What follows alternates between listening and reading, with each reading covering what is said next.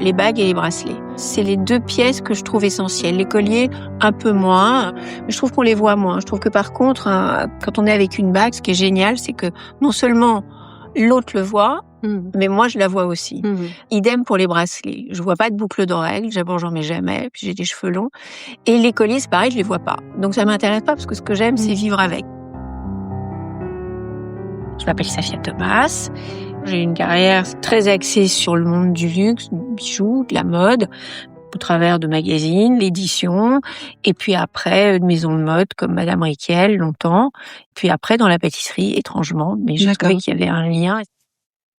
Safia est une collectionneuse de bijoux au sens propre du terme. Et d'ailleurs, elle parle de ses collections. Elle a commencé par les camées, et depuis, elle se choisit des thèmes de collection qui peuvent la passionner pendant des années. Son plaisir, c'est de chercher des pièces. C'est la quête d'un trésor. Et la possession n'est pas ce qui est le plus important. Et puis un jour, Safia passe à autre chose. Elle vend tout, ou presque, pour une nouvelle idée.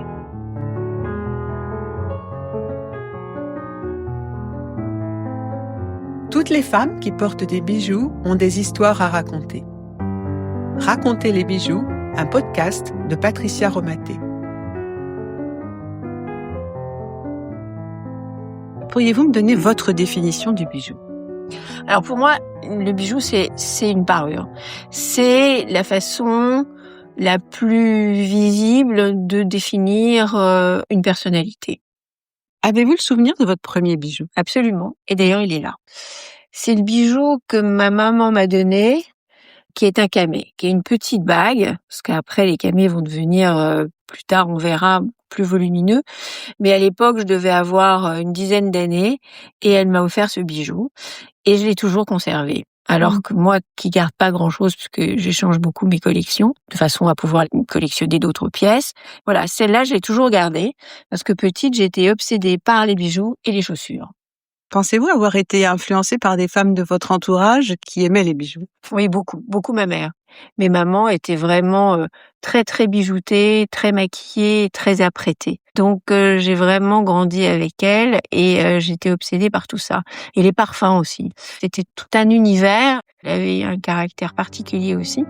Et elle mettait beaucoup de bijoux et des très très gros bijoux. Avant qu'on se rencontre, vous m'aviez dit que vous étiez une collectionneuse et que vous aviez des thèmes. Alors racontez-moi un peu. Lorsque j'ai commencé à collectionner les bijoux, j'ai commencé évidemment par les camés, puisque la première collection que j'avais, c'était un camé.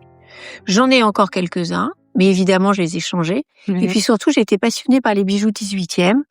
Alors, les bijoux 18e, c'est des bijoux qui sont extrêmement fragiles, et j'adorais surtout les manchettes. Parce que les manchettes, en fait, autrefois, elle les mettait au bout des manches. Je trouvais ça assez charmant. Donc ça. Et puis beaucoup de pierres Durin. Parce que je suis pas très diamant. Je sais pas pourquoi, j'ai jamais aimé vraiment les diamants. Et je trouve que la pierre Durin racontait une belle histoire. Alors moi, je connais pas la pierre Durin. Qu'est-ce que c'est la pierre Durin ? Pierre Durin, je peux pas vous dire pourquoi ce nom de pierre Durin. Ça évoque vraiment le diamant. Ça n'a pas cette étincelle et c'est beaucoup moins précieux. Mais beaucoup de bijoux 18e étaient avec des pierres Durin. Alors, sur le principe de la collection, donc vous achetez des bijoux et puis après, à quel moment une collection est terminée, on en commence une autre ? Une collection est terminée lorsqu'on n'en trouve plus déjà, donc ce qui était le cas des bijoux 18e. Et puis surtout la fragilité, en fait. Ces bijoux-là, on ne peut pas les mettre. En fait, ils sont tout le temps au coffre, vous les cachez, parce que à chaque fois que j'en mettais un, par exemple, je perdais une pierre. C'était systématique. Le problème du bijou 18e, vous ne pouvez pas vivre avec. Donc, une fois que j'ai collectionné les bijoux, je crois que j'ai dû faire cette collection pendant plus d'une dizaine d'années, au bout d'un moment, vous avez envie de changer parce que c'est plus drôle. Parce que l'idée d'une collection, c'est de la faire évoluer. Donc, à un moment donné, j'ai eu envie de me séparer de tous mes bijoux 18e. Je suis partie beaucoup sur des bijoux aussi, pas contemporains, mais des bijoux 1900 ou du début du siècle. Et puis beaucoup de bagues, et en fait des bagues assez importantes et grosses. Donc j'ai commencé aussi pas mal les bijoux fantaisie, que je trouve aussi intéressants que les bijoux précieux. Mais beaucoup les bijoux américains, les bijoux italiens, des années 50 et 60, je trouvais intéressants. Sur la table, donc je vois ces boîtes. On ne va pas pouvoir parler de tous ces bijoux, mais Pourriez-vous parler de certains d'entre eux qui, pour vous, ont une histoire vraiment particulière? Alors, je dirais qu'évidemment les camés, alors vous voyez, les tailles sont vraiment gigantesques. Celui-là, par exemple, c'est un camé qui représente, un homme, je dirais du fin 18e, début 19e, et l'avantage, c'est qu'elle est montée sur ébène, donc c'est pas fragile et ça permet surtout d'avoir un volume extraordinaire. Après, j'en ai une autre qui est très chère à mon cœur, qui a été montée par un de mes amis, qui est Marc Auclair, qui est Ah, je joaillier. le connais, oui. Voilà. Et Marc a la faculté de monter des pièces divinement bien, des pierres anciennes. Et donc, j'avais ce camé ancien sur agate, et lui m'a fait une très jolie monture qui est en or, mais qui est irrégulière et qui est très très volumineuse, parce qu'à la base, c'était pas du tout une bague. Mmh. Après, j'ai aussi une passion et j'ai gardé quelques pièces sur tout ce qui était animaux. Donc j'ai des éléphants, j'ai une grenouille. Et ça, c'est une bague, la grenouille? Oui, c'est une bague. Ça alors?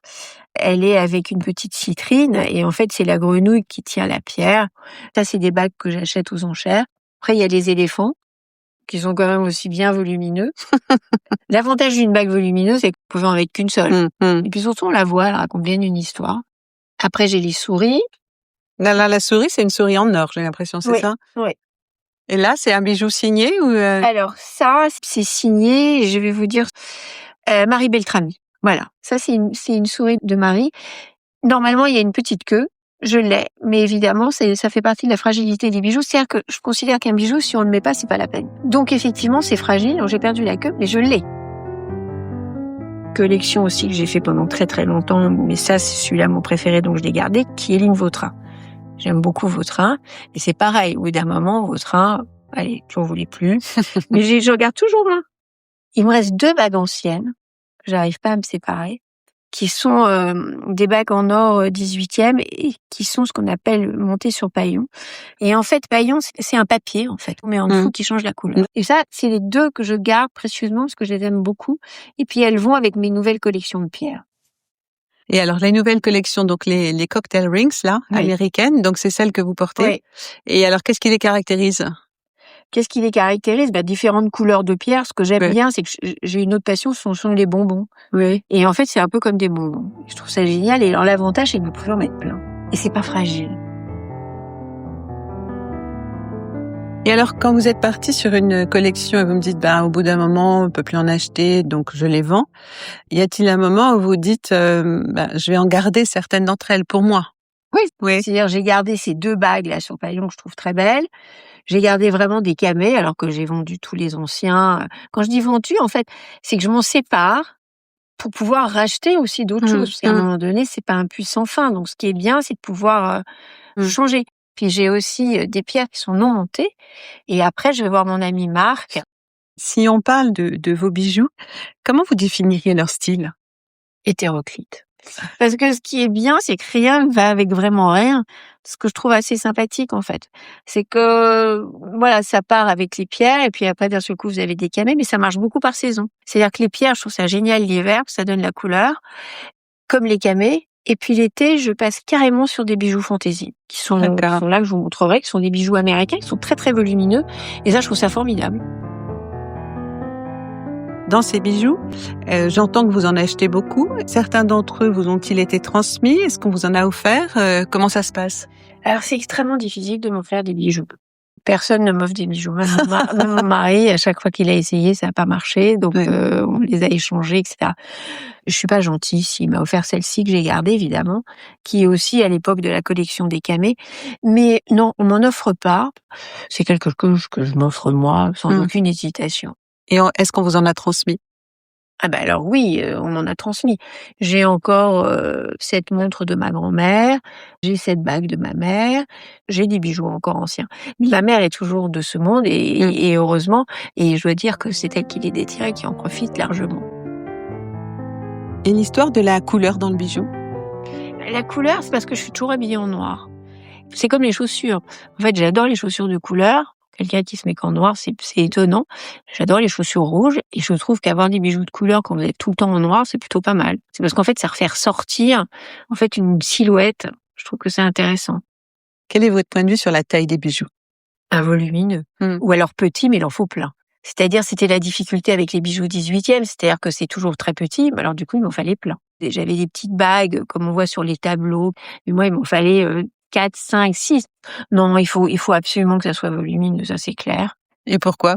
Parce que je pense que je suis quelqu'un d'assez discret et un peu timide. Ouais, ça donne une personnalité quand même. Enfin, j'ai l'impression que un petit bijou, ça se voit pas, c'est un côté très, très discret. Vous voyez mon intérieur, je suis pas quelqu'un de discret, ni dans ma décoration intérieure, ni dans ma façon de m'habiller, qui est toujours noire, très stricte. Mais j'ai toujours eu des bijoux. Je pense que les rencontres de femmes que j'aime sont des femmes qui sont toujours des femmes de caractère, avec de la force, mais pas force au niveau pouvoir, mais de la force au niveau de ce qu'elles sont, de ce qu'elles représentent. Donc, je pense que oui, c'est important d'avoir des bijoux un peu volumineux. Y a-t-il dans vos bijoux, à un certain moment, une courbe d'amour et de désamour? Pas vraiment. Parce qu'en fait, quand vous collectionnez, vous partez sur une idée bien précise. Ce qui est intéressant, c'est même pas de posséder, hein, c'est de le trouver. Une fois que vous l'avez, vous le voyez, vous êtes bien, vous êtes content, mais ça passe très vite parce que vous passez au suivant. Donc, je sais pas s'il y a une cote de désamour. Après, ils sont là, vous vivez avec ou pas. C'est vrai que c'est triste parce que quand vous les mettez au coffre, vous les voyez plus jamais. Donc là, ça veut dire que c'est pas une cote de désamour, ça veut dire que vous continuez juste la collection. Puis après, vous en avez assez, il faut passer à autre chose. C'est vrai qu'aujourd'hui, ça me viendrait plus à l'idée du tout d'acheter un camé, mais alors plus du tout. Mais c'est pas pour ça que je les aime plus, c'est juste que je suis passée à autre chose. Et y aurait-il eu une erreur? Une erreur? Oui, il y en a. En fait, je suis passionnée de vente aux enchères depuis toujours. Et j'ai la chance de connaître certains commissaires-priseurs. Et quand vous êtes dans une vente, je sais pas pourquoi, d'un seul coup, vous vous dites, je le veux. Et puis, une fois que vous l'avez, vous dites, non, mais n'importe quoi. Pourquoi j'ai été chercher ce truc-là? Et donc, à ce moment-là, ça repart tout de suite. Ce qui vraiment m'identifie, et ce que vous diront mes amis qui me connaissent, c'est qu'en fait, je suis capable du pire et du meilleur. C'est-à-dire, je suis capable d'acheter des choses hyper précieuses, mais comme je suis capable d'acheter des drouilles parce que je trouve ça formidable. Y aurait-il dans vos bijoux certains bijoux qui aient le statut de bijoux préféré? Les derniers. Les derniers? Donc c'est ceux que vous portez en ce moment? Oui. Pour l'instant, oui. Y aurait-il une différence entre justement les bijoux précieux et les bijoux fantaisie? Pour moi, il y en a pas. Souvent, je trouve même que le travail d'un bijou fantaisie est largement aussi beau qu'un bijou précieux. Pour moi, c'est aussi beau que la place Vendôme. Hein. Avez-vous perdu des bijoux? Oui. Oh, drame. Oui. J'ai perdu beaucoup, beaucoup. Alors, quand je dis beaucoup, j'ai perdu au moins 3-4 bijoux bracelets serpents. J'ai beaucoup collectionné les serpents. J'en ai encore quelques-uns. J'en ai toujours au poignet. Mais j'en ai perdu 3. Et alors ça, c'est très triste. Mais je me dis que c'est la vie. Hein. Et est-ce qu'on vous a volé des bijoux? Non, jamais. Je pense que d'abord, ils sont pas à la maison. Je pense que les gens doivent le savoir. Je les ai pas. Je mets juste que ce que je mets à la main et non. Mais bon, j'ai pas de diamants, j'ai pas d'énormes cailloux. Comment vous vous tenez au courant? Comment je me tiens au courant? Bon, d'abord, j'ai plein de livres de bijoux. C'est ça aussi, c'est énorme.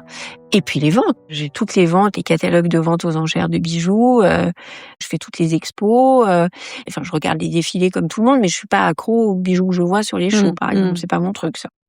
Vous m'avez dit en fait que principalement vous portez 2 types de bijoux, donc des bracelets et des bagues. Et dans quel genre d'occasion? Tout le temps. Là, je vous vois, mais je peux pas prêter pour vous. Après, je sors et j'ai tout ça.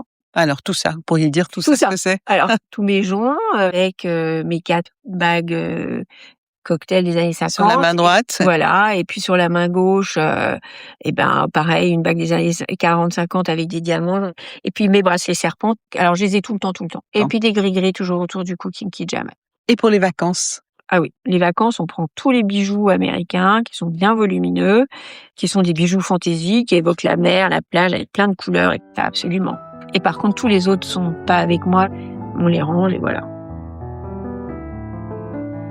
Et alors, comment vous vivez avec vos bijoux? Vous les choisissez le matin et après vous les gardez toute la journée? Dès que je rentre à la maison, j'enlève les bijoux. Voilà. Alors là, on est à la maison, mais vous les... Mais je vais sortir. D'accord. Je vous vois et après je sors. Oui. Le matin, je les mets et le soir, je les enlève tout de suite. Enfin, si je rentre à 4 heures de la maison ou 5 heures, j'enlève tout. À la maison, j'ai pas de bijoux. Ah bon, d'accord. Les bijoux sont pour les autres alors? Oui, un peu. En tout cas pour l'extérieur, parce que je suis habillée. En fait, quand vous rentrez à la maison, je suis pas avec mes talons et apprêtée, etc. Je me mets en jogging, tennis et effectivement, j'enlève tout. Et pourriez-vous sortir sans bijoux? Non. Alors, je dois dire que non. Que vous manquerait-il? Si j'avais pas de bijoux, Oui. un peu comme un parfum. Je peux pas sortir son parfum, je peux pas sortir son bijou. Non, sûrement pas. Je peux sortir son maquillage, pas coiffé, etc., mais son parfum et son bijou, non. Pourriez-vous parler des liens qui s'opèrent entre, justement, ces bijoux que vous portez sur les mains, les bras? Comment vous vivez ça, le lien avec le corps? Alors, ce que j'aime d'abord, c'est quand ça fait un peu de bruit. Oui. On en a parlé, je trouve ça sympa.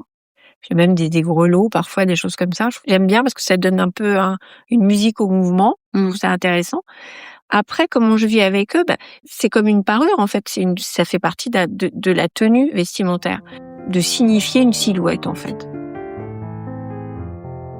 Pensez-vous que certains bijoux puissent avoir une incidence sur vos gestes? Très clairement, oui. Par exemple, ça me vient pas à l'esprit de taper sur une table, hein. C'est pas possible. Et je me souviens à mes réunions, etc., et j'en ai fait beaucoup, il faut éviter.